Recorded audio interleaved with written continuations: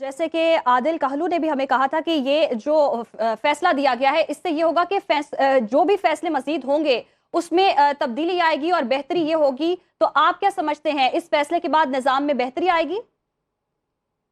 फैसला है जिससे सुप्रीम कोर्ट के अपने नज़्म नस्क में भी बेहतरी आएगी। कॉन्स्टिट्यूशन 3 सीनियर मोस्ट जजेस के इत्तेफाक राय से होगा।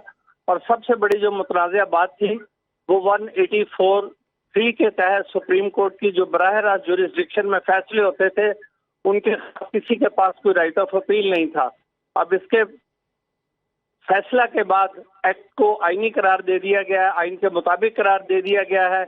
इसलिए अब हर मुतसरा फरीक तयशुदा मियाद के अंदर अपील दायर कर सकेगा और ये राइट ऑफ अपील रिस्टोर किया गया है उन ऑर्डर्स के खिलाफ जो आर्टिकल 184(3) के तहत दिए जाते थे, बल्कि दिया गया है।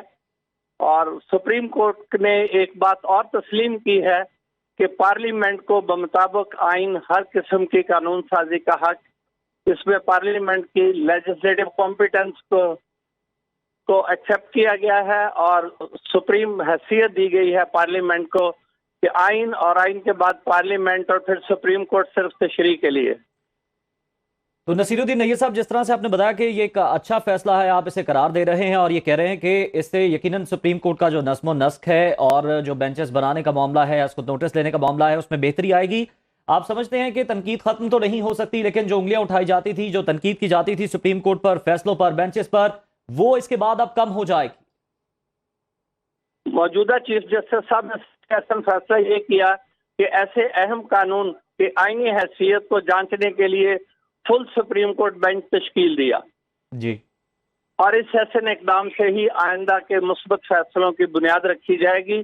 तनकीद तो हर दौर में होती रही है, लेकिन तनकीद में मुस्बत होना कम हो जाएगा। पहले one man show supreme court ने खुद करार दे दिया, constitution of benches one man show नहीं होना चाहिए। और अब इसका कानून की आईनी हैसियत को बरकरार रखते हुए अब ये कलेक्टिव विजडम के तहत सीनियर मोस्ट जजेस बेंचेस कॉन्स्टिट्यूट करेंगे और सुप्रीम कोर्ट पे ये तनकीद खत्म हो जाएगी कि बेंचेस चीफ जस्टिस अपनी मर्जी से कॉन्स्टिट्यूट करते हैं और मर्जी के जजेस फैसले करते हैं। अच्छा नसीर साहब, सुप्रीम कोर्ट से हट के अगर बात की जाए तो जो कानूनदान है, कानून बनाने वाले, अगर हम पार्लियामेंटेरियंस की बात करें तो एक जानिब तो वो जो ये तमाम तर मामला थे सुप्रीम कोर्ट के, उनमें बेहतरी चाहते थे बेंचेस की तश्कील के मामले में और इन तमाम चीज़ों में। साथ ही साथ आप समझते हैं कि उन्हें शक की निगाह से इसलिए देखा जा सकता है कि उनके माइंड में कहीं ना कहीं ये था कि जो बड़े सियासी रहनुमा थे उन्हें भी इस बहाने से रिलीफ मिल सकता है आइंदा के लिए?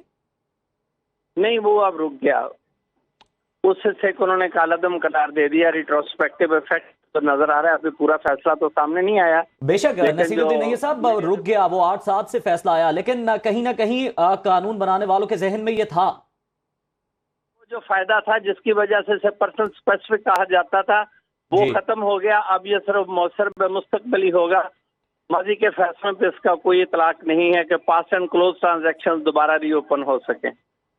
ठीक है, बहुत शुक्रिया नसीरुद्दीन नैयर, माहिर कानून हमारे साथ मौजूद थे और इस फैसले पर अपनी राय दे रहे थे।